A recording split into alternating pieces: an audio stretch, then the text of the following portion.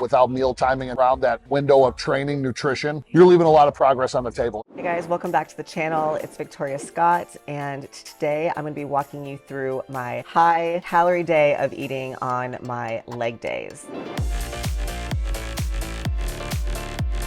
This morning I got up, I did my morning routine plus my check-in, which means I get up, weigh myself fasted, I don't eat or drink anything, and then the first thing I do is take my progress photos. I typically set my camera up in my living room because I have like the best lighting, just go through my front, side, back poses, and then send those off to my coach. Right now we are starting my third month of build, and calories were increased 2 weeks ago. I've basically seen my weight inch up just maybe a pound to a pound and a half, which is pretty normal because I have a lot more food in my system and a little bit more water weight that I'm holding. So today I'm gonna walk you guys through what I eat on my high calorie day and also show you guys a little bit of our glute training session as well. All right, so before I start my day, I always like to review my meal plan for the day because it does change depending on if it's an off day, an upper body training day, or a lower body training day. I don't love switching that often personally, and I don't recommend it typically for lifestyle clients or beginners because it's overkill. For the sake of what I'm trying to accomplish, and also I'm following the plan that my coach gave me, so we are cycling our calories and our carbs. So I do like to review, because I don't have it memorized, what my food is for today. Now he does give me a meal plan, but I still log it into this app just because if something does happen during the day where, I don't know, we decide to go get pokey or something, to know, okay, what could I swap and make sure that I match up the macros. We are pretty particular with food selection because again, on these high carb days, it is a lot of food, and digestion is a really big consideration when you're looking at increasing the volume of food that you're eating. I want to make sure I hit my fiber goal. I'm going to be about 20-25 grams. Anything more than that is totally realistic and totally fine, but sometimes if you're trying to really up your food, that can become an inhibitor to you hitting your target because you just feel so full and it's extremely taxing on your digestive system. When I look at this, I don't just look at the macros, I also look at the sugar content, still below 30 grams for the whole day. Always encourage my clients to take a look at those two numbers, fiber and sugar, and just make sure that those are still where they should be. Particularly if you are trying to lose body fat, if you are consuming 70, 80, 90 grams of sugar for the day, I would definitely look and swap some foods out. So when I'm trying to lose body fat, my sugars are well below 30 grams for the whole day. In a build, it's likely that they'll go up because your food selection will change. So yeah, I just log everything in here in advance, either the night before or that morning. I just sit there and plug it in real quick, just to make sure as a refresher what I'm gonna have for the day and any modifications I need to make, if I need to like tick something up or drop it down a little bit. So right now I have essentially, I guess you could call it 6 meals. So I have a breakfast meal, I have an intra workout, so something calories that I consume while I'm training. I have a post-workout meal, and then I have 3 meals after that. Just saying that seemed like a lot. And then right now, my calories are basically 2,900, 3,000. A good amount of food, and usually by the time I get to my leg days, I'm happy to have the extra food. It is nice to have that much wiggle room, and then I just go from there. All right guys, so I am on my pre-workout meal. Typically, actually the way my meal plan was originally written, I was training in the morning time, and we have now switched to an early afternoon session. So I'm reordering my food. The calories from this meal would actually be my last meal of the day. So these macros are 35 protein, 45 carbs, and I have 11 fats here. This, I'm actually going on a little lower fat, so this is only 4 grams of fat in here. I'm probably just gonna shift the extra fats to my last meal of the day still, because pre-workout, I really just want the carbs and the protein, and that's just my personal preference. I just don't want it to like slow me down when I'm training. I wanna just digest this food and get going. So this is one of my MegaFit meals. It's the spicy ground chicken, which I love. And I'm just gonna heat this up and I'll show you guys what I do for my intro workout. I'll get that ready while this is warming up. While that is heating up, I'm doing intra-workout carbohydrates. I'm out of my raw nutrition one, so I just picked this one up at the store. It's 25 grams of carbohydrates per scoop. It's literally just powdered carbs. I'm gonna do 2 scoops of this, so 50 grams of carbs is gonna go in here. I'm also doing the EAAs. This is flavored, so good to sip on while I'm training. Some glutamine, creatine, that's all gonna go in here. I'm gonna mix that up. And then along with that, I also get my Rice Krispie treats that I'm gonna have right before I start training. Okay, so this is my pre-workout meal. I always salt my food as well. I do about 1/4 teaspoon of salt with my meals. So I think it's a really, really big misconception. People still believe that you should avoid sodium. And if you were making your food at home, you really should be salting your food. Salt helps to regulate water through your body, and it's also really, really good for muscle contractions. So if you're gonna go train, you don't wanna be dehydrated and you don't wanna be low salt. You need that to have really, really good workouts and good pumps. This also came with like a hot sauce. I've mentioned this before. A lot of these meal prep companies do include a sauce of some sort with their meal. This is not factored into the macros on the label, and it says it on there in the fine print. I can tell just by looking at this that there is some oils in here, but I just don't know how much. So I'm just gonna save this for another time or for backup for the future and just use some hot sauce on my meal. So we're gonna eat this and head off to the gym, and I'll see you guys at the workout.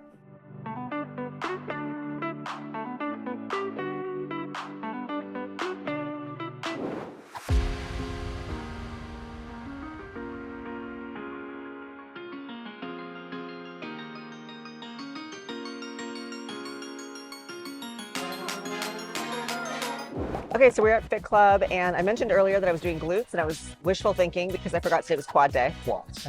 We'll get a little bit of glutes. Yeah, we're good. We're doing Bulgarian split squats. Yes, I love Bulgarian. The only person on the planet, right? I like Bulgarian. You know, somebody asked me in my stories yesterday, what's the best bang for your buck exercise? Go, gun to your head. I would say Bulgarian. People say squat and deadlift, Yeah. but I think Bulgarians because I think unilateral movements overall are. And I just feel like every inch of the Bulgarian, you get a different muscle group. So like the deeper you go, all the way down, hinging forward, you're getting glute. As you're going down too, what I don't get a lot, because it all depends on the foot placement of the squats, Bulgarians, you're bound to hit adductors. Your adductors are Yeah, smoked. 60 There's legs. no movement that I get a better pump from than Bulgarian. Yeah. From knee up, full pump. When you go to fully lock it out, you got the quads. As you're going down, you're recruiting hamstrings, glutes, and then during the whole movement, you're even getting adductors, where you are getting that with the squat, but yeah, like you said, the unilateral point of it, the stability point is really working your inner thighs too. So you're getting outer thighs, inner thighs, hamstrings, glutes, everything. Yeah, I would tie that with like a deadlift because the posterior chain, I think most people are just so weak in their back and the posterior chain, glutes, hams. What, for a leg? Just a, like, I don't know, bang for your buck exercise. Like if you had, you know, like. But for legs though, I think legs, you're gonna get way more sore. For sure. With split squats like that. And you can move, So we're gonna train quads today and a little bit of glute. I was talking about my high calorie day today. And we were arguing about macros. And so, okay, we're having a conversation about macros. So as I mentioned, Andy does my nutrition. He does a meal plan for me. I've requested that. I find it works really well for me, particularly because I'm, for one, busy and I don't want to think about what I eat. And I do feel that the food selection and how we time stuff has made an impact in my result. For about 1.5 years, it was the only 2 shows ever in my entire career that I ever did macros for a competition. And I think that my physique came in subpar to what it could have been for the work that I had been putting in. And it's because I sort of slacked, I think, a little bit on what I was eating. So many carbs left later in the day, so I was having pasta before bed and it fit my macros, or I was having pancakes a lot, remember? Which was great, but I feel like I wasn't optimizing my nutrition timing around my workout. And for the record, as a coach, like if somebody hired me to do a show, I would not prep them on macros. I've never prepped somebody on macros, and I refuse to do so. Lifestyle. If that's what you want to do, if that makes your life easier, there's many ways to skin a cat, but you want your best looking physique possible at the day of the show, I will not do a macro plan. And like protein sources, right? People will count protein that they get in their Kodiak cakes, for example, which is, again, a subpar protein source. You will never convince me that the protein in a Kodiak cake is the same as a filet mignon, ever. So there he is eating filet actually right now. It's just not the same. The amino acid profile and bioavailability of protein is different from food to food, even though it's still classified as a protein. I had pictures from when we first switched over within a 5-week time frame where my calories were the same, my weight was the same, but you could see my composition improved, and you could visually see in the photos the muscle density. It was incredible. You're leaving a lot on the table without meal timing and surrounding peri-workout, intra-workout, and just like all around that window of training, nutrition. You're leaving a lot of progress on the table, in my opinion. Yeah, but for lifestyle, and if I have a vacation, like I was traveling last week, we loosen up a little bit. I'm not in comp prep right now, but I am in a build, and so we do have a build plan. And when I logged everything in, and I think this is important for a lot of you who are doing food tracking, my calories and macros didn't match what he had written down. So we were talking about that just now. He pulled up his food tracker and showed me, and everything added up on his end. So what's really important to note is that depending on what you select in these food trackers, there's gonna be a margin of error for a lot of. So what I noticed right away was the rice that you logged, higher carbs and higher calories than the one that I logged. And they were both cooked versions too. Yep. So there's that. I think I noticed that the beef that you logged too was higher in fats than the one that I picked. Yep. What do you say when a client comes to you and says, hey, I logged all my food, but it's not matching up to the calories that you gave me? It's such small margin of error. As long as they're keeping everything consistent, I just say, let's keep it the same, the way you're measuring it out. You had mentioned earlier, like how someone cooks the food, for example, is going to influence the water content, right? We both cook rice and you use 3 cups of water and I use 4, the weight's gonna be higher on my end. As long as you're keeping it consistent, if you're not seeing results, then we just pull more. The only way to get pinpoint accuracy measurements is weighing everything uncooked. And in all honesty, that's not realistic for most people that have jobs, busy lifestyles, because you can't just cook 6 meals a day and have every single meal be uncooked and cook that meal on the spot from raw to cooked. You have to do some sort of meal prep. You're having a room for error like an ounce, ounce and a half. So if you cook chicken and you're weighing a 4-ounce raw piece of chicken, when you cook it down, depending on how you cook it, if you bake it, you're looking at around 3.5 ounces. You're losing about 0.3 to 0.6 ounces, depending on the chicken or the steak. They vary. And then when you cook your rice, 100 grams of uncooked rice might turn into 250 grams of cooked rice. The amount of water you're using, there's some room for error, but that's okay. You're sinking a little too deep into the meal plan at that point. Yeah, and with all the meal plans, if you say have 4 ounces of steak and I eat 4 ounces of steak, I do my check-in. And you're like, okay, great. We didn't see the weight drop this week that we wanted to. And he says, hey, reduce your steak by this much. I'm going to reduce it by that much. Even if the numbers don't add up in the app, we both know he told me to make what I was eating before less. Yes. I'm sure you cook your steak different than how I cook my steak. And keep in mind, Actually, Brad cooks my steak.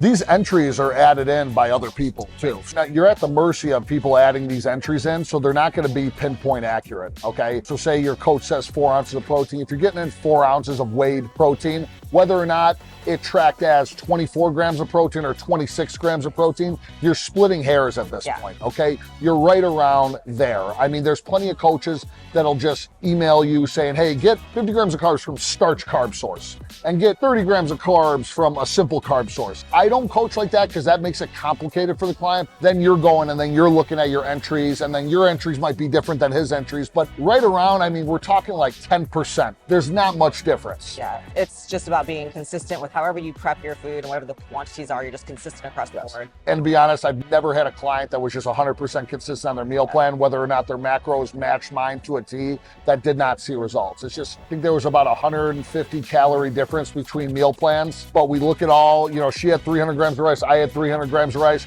Whether or not my entries could be off by whoever entered this in or her entries are off, we're still getting in the same weight amount of foods, and we can still base that off weekly incremental progress and whether we need to increase or decrease. An increase is an increase, a decrease is a decrease. That's all you really need to know. That's all you need to know, yep. So I'm ready to have my pre-workout, my Rice Krispie, and we're gonna go train. Yep.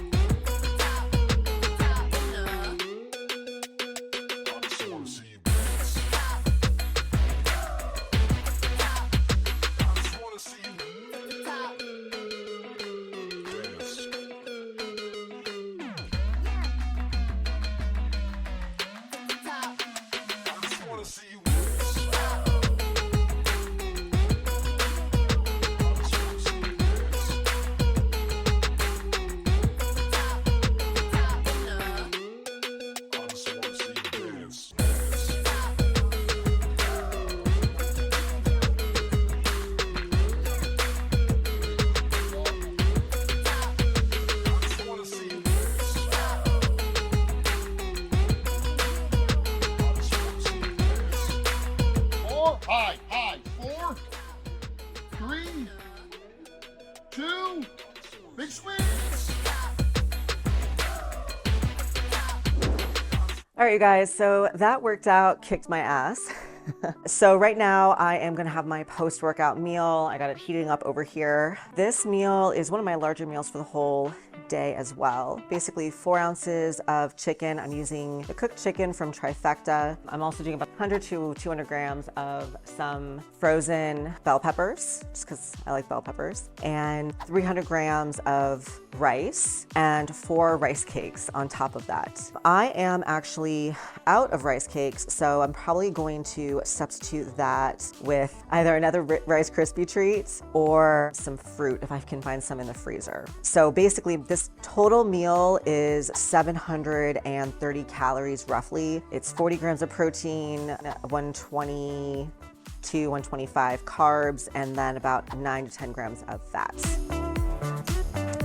Again, this was already kind of pre-cooked stuff that I'm just warming up in the pan. I like this pizza seasoning from Trader Joe's. I'm also gonna do some garlic powder, just because I like garlic powder. This already has sodium in it. I'm gonna taste it first and then I might add a little bit more salt. And then I've got my rice cooking in here. There are several companies that make frozen rice like in these bags. So this entire bag is about 300 grams of rice, which is really funny because during my cut, I typically might have half the bag or even a quarter of the bag in my meal. And because I'm building, I get to have the whole thing. So it's quite a lot of volume, a lot of food, but necessary for the build. For today, and I did confirm with Andy, he actually had my fats higher, it's at 55, and my carbs slightly lower, but he's okay with me going slightly lower fats. I actually do prefer to have slightly lower fats these days. So 45 grams with this many calories, it's definitely on the lower side. And then my carbohydrates, the calories are gonna get shifted to my carbohydrates. So about 450 carbs for the whole day. So it's quite a lot of food. So yeah, I'm gonna eat this meal and then finish up my client check-ins for this weekend and get some rest because that workout just kicked my butt and I'm exhausted. So thank you guys so much for joining me for this YouTube video. I hope you guys got some value in this. And of course, if you like this video, please be sure to like, subscribe, and share, and comment below what else you guys want to see.